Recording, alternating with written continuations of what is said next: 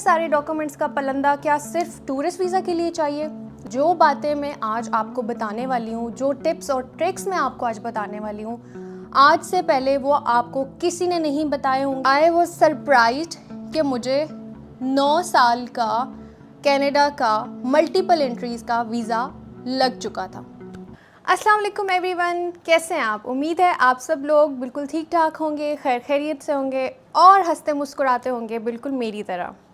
आज जी मैं आपके लिए लेके आई हूँ एक बहुत ही इंफॉर्मेटिव वीडियो कि मैंने अपना कनाडा का टूरिस्ट वीज़ा कैसे अप्लाई किया, कहाँ से अप्लाई किया, मुझे किन किन डॉक्यूमेंट्स की ज़रूरत पड़ी, प्रोसेसिंग टाइम कितना था और मेरा वीज़ा अप्रूव हुआ या नहीं। ये सब मालूम करने के लिए आपको ये वीडियो एंड तक देखनी पड़ेगी ताकि आपको मेरी तरह धोखा ना खाना पड़े। जैसे मैंने प्रिपरेशन जब मैंने स्टार्ट की अपनी टूरिस्ट वीज़ा के लिए, तो मैंने सबसे पहले यूट्यूब में वीडियोस देखना शुरू की कि टूरिस्ट वीज़ा कनाडा के लिए कैसे अप्लाई करते हैं, कौन कौन से डॉक्यूमेंट्स की ज़रूरत होती है, क्या प्रोसेसिंग टाइम है, ब्ला ब्ला ब्ला ब्ला।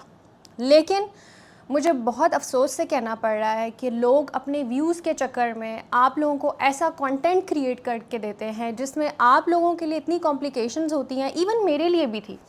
मैं ख़ुद इस हैरत में थी कि इतने सारे डॉक्यूमेंट्स का पलंदा क्या सिर्फ टूरिस्ट वीज़ा के लिए चाहिए? लेकिन नहीं, हकीकत में ऐसा नहीं है।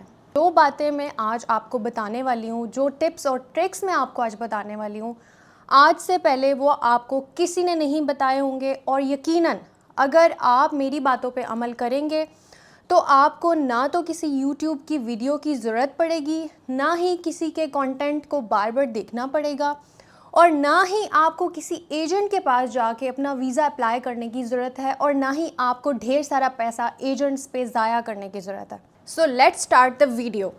तो सबसे पहले मैंने YouTube का कंटेंट देखा और उस YouTube में मुझे डिफरेंट तरह के डॉक्यूमेंट्स, किसी ने कहा कि आपको पुलिस सर्टिफिकेट चाहिए, किसी ने कहा आपको टैक्स फाइलर होना ज़रूरी है, किसी ने कहा आपको ईयरली टैक्स फाइलिंग, जो टैक्स रिटर्न्स हैं वो आपको जमा कराने लाजमी होने चाहिए, किसी ने कहा कि आपकी अपने होम कंट्री से टाइज़ मजबूत होनी चाहिए जिसकी वजह से आपकी कोई प्रॉपर्टी, कोई एसेट, कुछ भी आपकी होम कंट्री में होना चाहिए। अशर की रिकमेंडेशन थी कि हम पाकिस्तान से वीज़ा अप्लाई नहीं करेंगे, हम टर्की से वीज़ा अप्लाई करेंगे। मैंने तमाम तर डॉक्यूमेंट्स पाकिस्तान से जमा किए, तमाम तर डॉक्यूमेंट्स मैंने टर्की से जमा किए। यहाँ की टैक्स फाइलिंग, पाकिस्तान की टैक्स फाइलिंग, यहाँ के घर के कागज़ात, पाकिस्तान के घर के कागज़ात, यहाँ के बैंक अकाउंट की स्टेटमेंट, पाकिस्तान के बैंक अकाउंट की स्टेटमेंट, यहाँ का पुलिस सर्टिफिकेट, पाकिस्तान के पुलिस सर्टिफिकेट। तो मैंने अपने पास तकरीबन 35 से 40 डॉक्यूमेंट का ज़ख़ीरा जमा कर लिया। आते थी नेक्स्ट स्टेज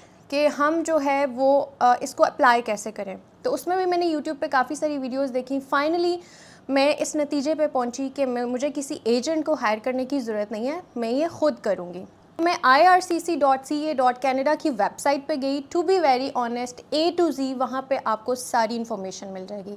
आपको कोई ज़रूरत नहीं है कहीं पे भी जाने की, किसी से भी पूछने की। आपको हर चीज़ आजकल वेबसाइट्स पे और इंटरनेट पे ख़ुद मिल जाएगी, बस आपको थोड़ा सा टाइम स्पेंड करना होता है।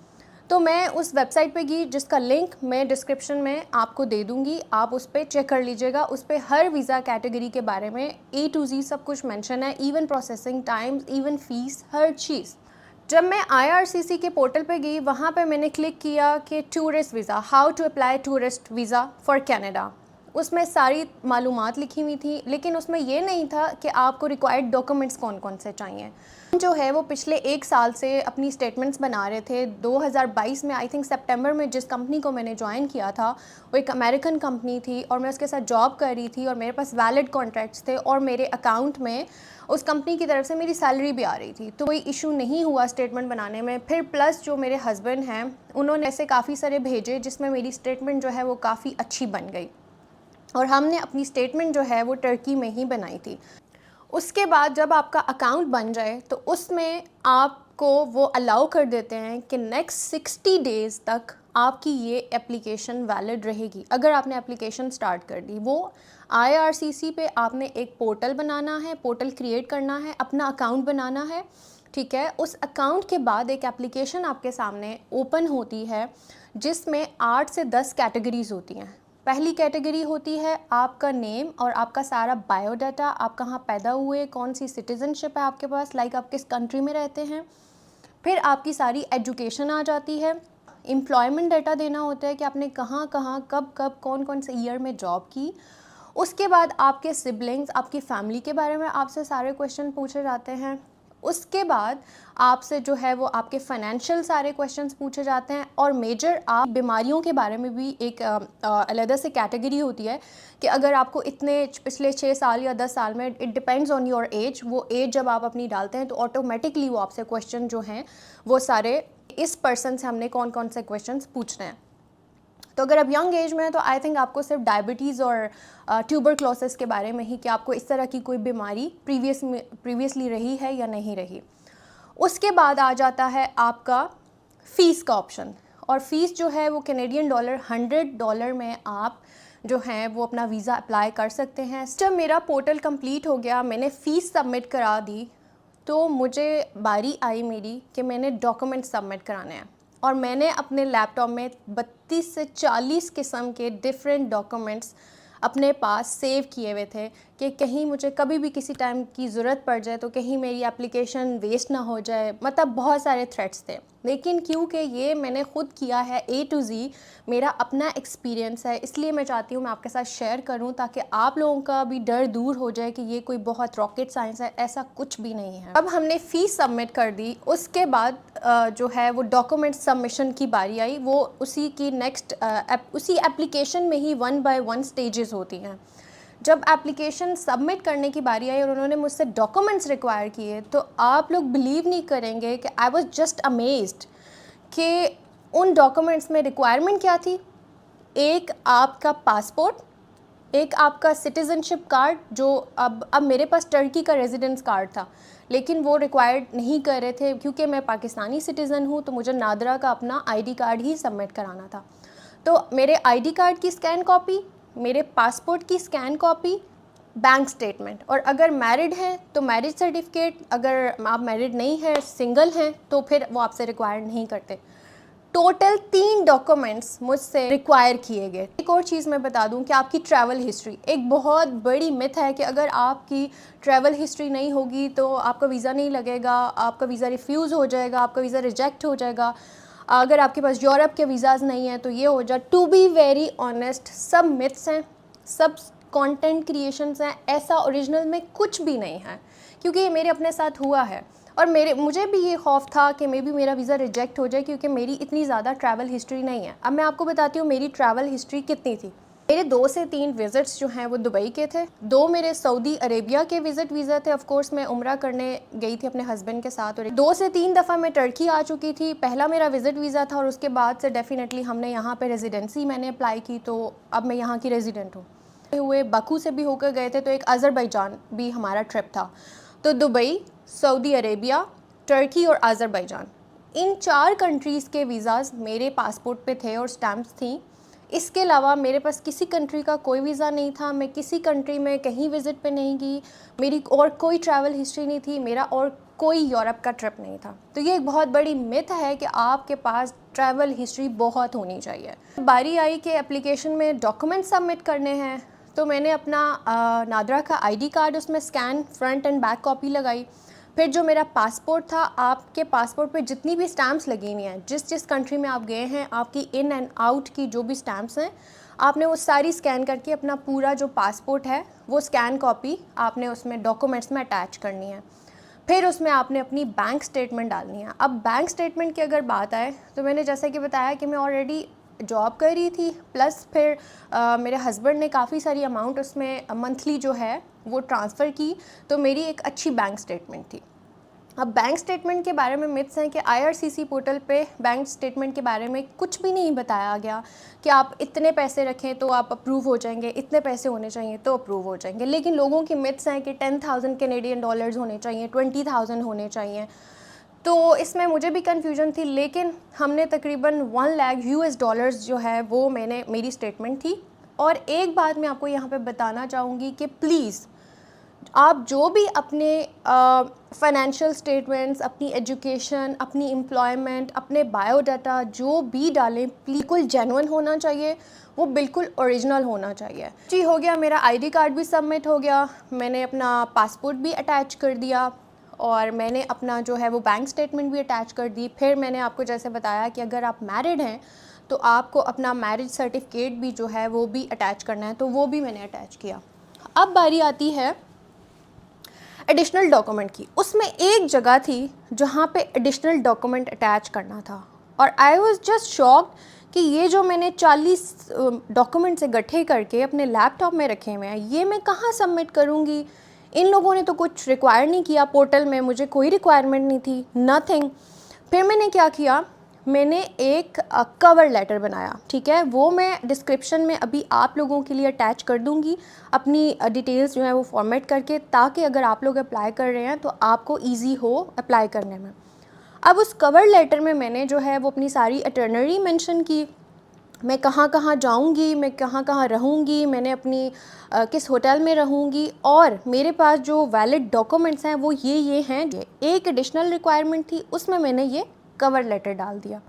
फाइनली जी मेरी एप्लीकेशन सबमिट हो गई और मेरी सारी मिथ्स, सारे कन्फ्यूजन, सारे खौफ और डर एक साइड पे रखे, क्योंकि जितना वो पूरा खौफ था, 1 महीने की preparation, document preparation, processing time, ये चीज़, ट्रैवल हिस्ट्री, बैंक स्टेटमेंट और जो मैंने पुलिस के सर्टिफिकेट्स और पता नहीं क्या क्या इकट्ठा हुआ था, वो मुझसे कुछ भी नहीं लिया गया। सिर्फ बाद 15 से 18 घंटे के बाद मुझे ईमेल आ गई थी कि आपकी एप्लीकेशन एक्सेप्ट हो गई है। तो अब आप जो है, उन्होंने मुझे एक लेटर भेजा, मेरा एप्लीकेशन नंबर भेजा कि ये आपका एप्लीकेशन नंबर है, आप जो हैं अपने नियरेस्ट जो है वो VFS ग्लोबल में जाएं और बायोमेट्रिक करवा के आएँ। लाइक है IRCC की तरफ से आपको ईमेल आती है और उसमें आपको ये इन्फॉर्म किया जाता है कि आप अपने अकाउंट पे जाएं, अपने IRCC पोर्टल पे जाएं, वहाँ पे हमने आपको लेटर भेजा है, वो रिसीव कर लें, ठीक है। ईमेल सिर्फ आपकी कॉरेस्पॉन्डेंस होती है, तो मेक श्योर करें कि जो आप अपनी ईमेल ऐड करें और अपना फ़ोन नंबर ऐड करें वो करेक्ट हो, उसके spellings, numbers, each and everything correct हो। अगर आप पाकिस्तान से अप्लाई कर रहे हैं तो पाकिस्तानी नंबर होना चाहिए, आपके नाम पे होना चाहिए। अगर आप किसी और कंट्री से अप्लाई कर रहे हैं तो वो वहाँ का नंबर होना चाहिए। जैसे मैंने टर्की से अप्लाई किया तो मेरे पास यहाँ का नंबर था और मैंने अपने नाम पर ही वो सिम निकलवाई हुई थी। मेरे पास बायोमेट्रिक लेटर आ चुका था, मैंने उसका प्रिंट भी ले लिया और अब मैंने गूगल पे सर्च किया कि टर्की में नियरेस्ट VFS ग्लोबल कहाँ है। तो मुझे यहाँ पे 2 जो है वो VFS ग्लोबल शो कर रहे थे, एक अंकारा में और एक इस्तांबुल में। कि फ़्लाइट टाइम कंसिडर करें तो 1-1.25 घंटे की फ़्लाइट है यहाँ अंतालिया से, इस्तांबुल भी और अंकारा भी। और लेकिन हमने ये प्रेफर किया कि हम अंकारा जाएंगे और 6-7 घंटे की ड्राइव थी अंतालिया से अंकारा तक, तो हम एक दिन गए। नेक्स्ट डे जो है वो हमने VFS ग्लोबल में गए, वो एप्लीकेशन, वो लेटर, बायोमेट्रिक लेटर दिखाया और वहाँ पे जाके हमने अपने बायोमेट्रिक दे दिए, पिक्चर वगैरह ले ली। IRCC वालों ने मुझे ईमेल की कि आपका ये बायोमेट्रिक नेक्स्ट 10 ईयर्स के लिए वैलिड है, तो अब नेक्स्ट 10 ईयर्स में आपको बायोमेट्रिक कराने की कोई ज़रूरत नहीं है। अंतालिया में वापस आ गए और उसके बाद लंबी खामोशी। मैं पाकिस्तान वापस चली गई, अशर US वापस चले गए।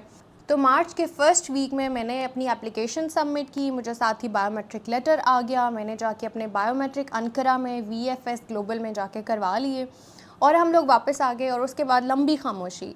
मार्च का मंथ गुजर गया, अप्रैल का मंथ गुजर गया, मई का मंथ गुजर गया।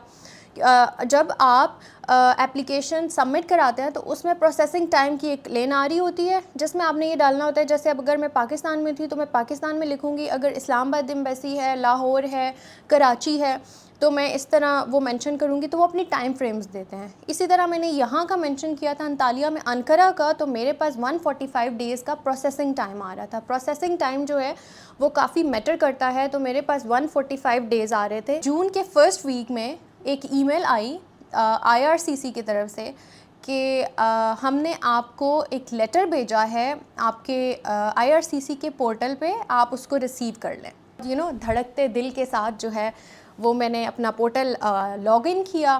सरप्राइजिंग था मेरे लिए क्योंकि वहाँ पे मेंशन था कि आपकी जो एप्लीकेशन है वो अप्रूव्ड है, तो आप जो है वो अपना पासपोर्ट भेज दें फ़ाइनल डिसीजन के लिए। और ये जून के फर्स्ट वीक में आया था। मैंने मार्च के फर्स्ट वीक में एप्लीकेशन सबमिट की थी और जून के फर्स्ट वीक में मेरे पास ये ईमेल आई कि आप अपने अकाउंट पे जाके चेक करें। जब मैंने अकाउंट लॉगिन किया तो उसमें आ रहा था कि आपका जो एप्लीकेशन है वो अप्रूव्ड हो चुकी है। आप अपना पासपोर्ट जो है वो विद इन 30 डेज़ के अंदर अनकरा VFS ग्लोबल में भेज दें फॉर फाइनल डिसीजन। तो ये भी एक सरप्राइज़ था। आइदर मैं ये सोच रही थी कि योर एप्लीकेशन इज़ अप्रूव्ड, ठीक है, और दूसरी तरफ वो कह रहे थे कि आप अपना पासपोर्ट भेज दें, हम फाइनल डिसीजन। तो उन्होंने ये भी ओपन नहीं किया था कि फ़ाइनल डिसीजन है क्या। तो काफ़ी सरप्राइजिंग था। लेकिन फिर हमने विद इन 30 डेज़ के अंदर जो है वो अपना पासपोर्ट जो है वो अनकरा में VFS ग्लोबल में भेजा। इस दफ़ा हमने सोचा कि हम मेल कर देते हैं, ख़ुद नहीं जाते, तो वो भी काफ़ी सिक्योर था। यहाँ पे इनका पोस्टल सर्विसेज बहुत सिक्योर हैं।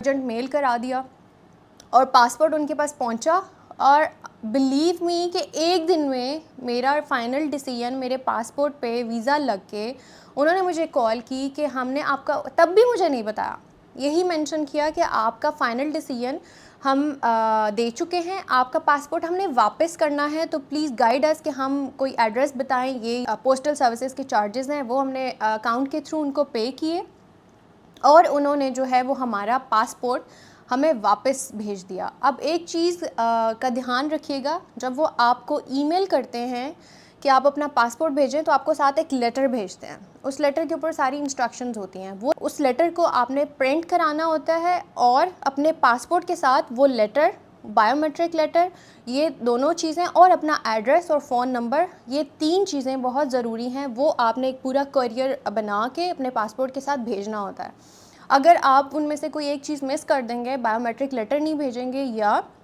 अगर आप वो पासपोर्ट रिक्वायरमेंट का लेटर नहीं भेजेंगे तो इसमें मसला हो सकता है। और उसके ऊपर भी इंस्ट्रक्शन लिखी हैं कि ये सारी चीज़ें आपने हमें लाजमी भेजनी है। 2 दिन तक मैंने वेट किया और फाइनली मुझे मेरा पासपोर्ट रिसीव हो गया। यानी इसमें क्या डिसीजन होगा, इधर रिजेक्टेड हुआ है या अप्रूव हुआ है। लेकिन फाइनली फिर मैंने अपना पासपोर्ट जो है वो, मैंने अपना जो करियर का पैकेट है उसको यूं यूं यूं करके जो है वो खोला और जब मैंने अपना पासपोर्ट निकाला तो उन्होंने ना बाकायदा पासपोर्ट को खोल के, जहाँ पे उन्होंने वीज़ा पेस्ट किया था उस पासपोर्ट को ऐसे ही खोल के उन्होंने उसके पैकेट के अंदर डाला था। जब मैंने वो पासपोर्ट खोला तो आई वाज सरप्राइज्ड कि मुझे 9 साल का कनाडा का मल्टीपल एंट्रीज़ का वीज़ा लग चुका था। 9 साल का वीज़ा क्यों लगा? क्योंकि जब आप पासपोर्ट सेंड करते हैं तो आपको ये मेक श्योर करना है कि आपके पासपोर्ट की एक्सपायरी डेट कब तक है। आपके पासपोर्ट की एक्सपायरी डेट अगर 1 साल की है तो आपको 1 साल का वीज़ा ग्रांट होगा। अगर आपकी पासपोर्ट की एक्सपायरी 10 साल है तो 10 साल का वीज़ा ग्रांट होगा। तो मैंने 2023 में अपना नया पासपोर्ट बनवाया था, तो मेरी जो है वो एक्सपायरी डेट 9 साल रह गई थी। तो मुझे कनाडा का 9 साल का मल्टीपल एंट्रीज़ का वीज़ा जो है वो लग के आ गया। और इस वीज़े की ख़ास बात यह है कि आप मैक्सिमम 6 मंथ्स तक कनाडा में जाके रह सकते हैं। तो फाइनली जी मेरा कनाडा का टूरिस्ट वीज़ा जो मैंने टर्की से अप्लाई किया था, यहाँ पे अंतालिया से, और मेरी VFS जो ग्लोबल जो आप कह लें एम्बेसी तो नहीं कह सकते, लेकिन जो ऑपरेशन सेंटर था वो अनकरा में था, तो मेरा वीज़ा अप्रूव्ड हो गया और मुझे 9 साल का मल्टीपल एंट्री वीज़ा मिला। अब अगर मैं इस लॉन्ग स्टोरी को शॉर्ट करूँ तो मेरे पास कहने को ये है कि यूट्यूब पे मैंने जो वीडियोस देखी उसमें मुझे एक लंबी चौड़ी डॉक्यूमेंट्स की लिस्ट बताई गई।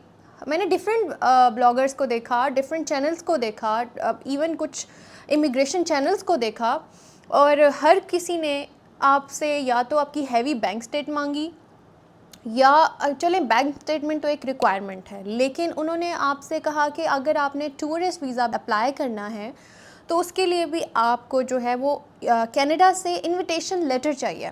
अब मेरी बात सुने, अगर जिसका कनाडा में कोई नहीं है वो इनविटेशन लेटर कहाँ से लाए? फिर जी उस इनविटेशन लेटर को नोटराइज्ड जो होना चाहिए, ठीक है, वो भी एक लीगल है, उसमें भी आप पैसे खर्च करें। फिर जी अगर आपके पास इनविटेशन भी है, नोटराइज्ड भी है, उसके बाद वो सील स्टैम्प भी लगी हुई हो, प्रॉपर बंद इनविटेशन हो, खुला हुआ भी ना हो। फिर कुछ वीडियोस में कहते हैं कि जी आपके पास जो है वो, जैसे वहाँ पे फेस्टिवल्स हो रहे होते हैं, एक्सपो हो रही होती है, या कोई आप ऑनलाइन टिकट बाय कर लें तो इस तरह उनको श्योरिटी होती है कि आप वो फेस्टिवल एंजॉय करेंगे, देखेंगे और वापस आ जाएंगे। फिर कुछ वीडियोस में जी कि आपकी होम कंट्री के साथ जो है वो टाइज़ मजबूत होनी चाहिए। अब मेरे पास सारे डॉक्यूमेंट्स थे, मैंने अपने कवर लेटर में भी मेंशन कर दिया कि मेरे पास ये डॉक्यूमेंट है, कोई शक नहीं है, नो डाउट मेरी बैंक स्टेटमेंट अच्छी थी। लेकिन ना तो मुझसे कोई इनविटेशन लेटर रिक्वायर किया गया, ना तो मुझे किसी फेस्टिवल का टिकट रिक्वायर किया गया, ना मुझसे उन्होंने ये कहा कि आपकी फैमिली टाइज़ आपकी होम कंट्री के साथ कितनी मज़बूत हैं, पाकिस्तान, टर्की, जो भी है, जिस कंट्री में मैं रहती हूँ। ना तो उन्होंने मुझे कहा कि अपने घर के डॉक्यूमेंट्स दो, ना तो उन्होंने मुझसे रिक्वायर किया कि आप अपने गाड़ी या कोई एसेट और या आप अपनी कुछ भी, मेरे से कोई एडिशनल डॉक्यूमेंट नहीं मांगा गया। मैं आप लोगों के सामने अगर आज ये वीडियो लेके आई हूँ तो सिर्फ इसलिए ताकि आप लोगों की ये मिथ्स जो कुछ कंटेंट क्रिएटर्स ने क्रिएट की नहीं है कि आपको ये लेटर चाहिए, आपको वो चाहिए, आपको इस तरह चाहिए, वो व्यूज़ तो ले जाते हैं लेकिन लोगों के माइंड में बहुत सारे क्वेश्चन और हैसल छोड़ जाते हैं। तो मेरी ये कोशिश थी कि जो मेरा अपना एक्सपीरियंस है वो मैं आप लोगों के साथ शेयर करूं तो आप लोग में भी हैसल से बच जाएं। मैं ये नहीं कहती कि आपके पास डॉक्यूमेंट्स नहीं होने चाहिए, आपके पास सिर्फ नेसेसरी डॉक्यूमेंट्स होने चाहिए। और ट्रैवल हिस्ट्री में भी अगर आपके पास 3-4 कंट्रीज़ की ट्रैवल हिस्ट्री है तो दैट्स इनफ। आपको ज़रूरत नहीं है कि आपके पास यूरोप का वीज़ा होना चाहिए, आपके पास इधर का वीज़ा होना चाहिए, उधर का वीज़ा होना चाहिए। एट द एंड 3 से 4 डॉक्यूमेंट्स जो मैंने आपको बताए हैं वो आप सबमिट करें, आपकी फ़ीस सबमिट होगी और आपकी एप्लीकेशन सबमिट हो जाएगी। उसके बाद जो है वो आपको बायोमेट्रिक लेटर आएगा। यहाँ पे मुझे जो है वो 15 से 18 घंटे में आया, अंतालिया, टर्की में। पाकिस्तान का मुझे नहीं पता, अगर आप लोगों में से किसी ने पाकिस्तान में अप्लाई किया है तो मुझे कमेंट्स में ज़रूर बताइएगा कि पाकिस्तान में क्या प्रोसीजर है। उसके बाद मुझे टोटल 3 मंथ्स लगे, 3 मंथ्स मैंने वेट किया और मुझे एक ईमेल आ गई कि आपका वीज़ा, आपकी एप्लीकेशन अप्रूव हो चुकी है, आप अपना पासपोर्ट भेज दें। तो मैंने अपना पासपोर्ट भेजा, विदिन 30 डेज़ के अंदर भेजना होता है, तो मैंने अपना पासपोर्ट भेजा और नेक्स्ट डे मेरा वीज़ा लग के मुझे उन्होंने 2 दिन के बाद मेल कर दिया और तीसरे दिन मेरे पास मेरा पासपोर्ट था with 9 years, multiple entries, tourist visa. आप लोगों को मज़ीद कोई क्वेश्चन है या अगर आप चाहते हैं कि मैं एप्लीकेशन, जिस एप्लीकेशन पे मैंने पोर्टल बनाया, जो मैंने अकाउंट बनाया और उस पर जो मैंने एप्लीकेशन सबमिट की, अगर आप चाहते हैं मैं उस पर भी वीडियो बनाऊं और आपको सिखाऊं कि वो मैंने कैसे बनाया और वो कैसे बनाते हैं, तो आप मुझे कमेंट्स में ज़रूर बताइएगा। जितने कमेंट्स ज़्यादा होंगे मैं कोशिश करूँगी कि मैं उस पर एप्लीकेशन पे भी एक वीडियो बनाऊँ। आई होप ये वीडियो आपको बहुत पसंद आई होगी। अब ये था मेरा कनाडा का टूरिस्ट वीज़ा कैसे अप्रूव हुआ टर्की से। आप लोग भी अपना एक्सपीरियंस जहाँ जहाँ से आप मुझे देख रहे हैं प्लीज़ शेयर कीजिएगा। चैनल को सब्सक्राइब करना बिल्कुल मत भूलिएगा। मैं ऐसी वीडियोज़ लाती रहूँगी क्योंकि मैंने डिफरेंट कंट्रीज़ में और भी वीज़ा अप्लाई करने हैं और मैंने डिफरेंट कंट्रीज़ में विज़िट करना है क्योंकि मैं अशर के साथ हमेशा ट्रैवल करती रहती हूँ, घूमती फिरती रहती हूँ। तो ज़िंदगी बहुत छोटी सी है, इसको एंजॉय कीजिए और मुझे दीजिए इजाज़त। अल्लाह हाफ़िज़।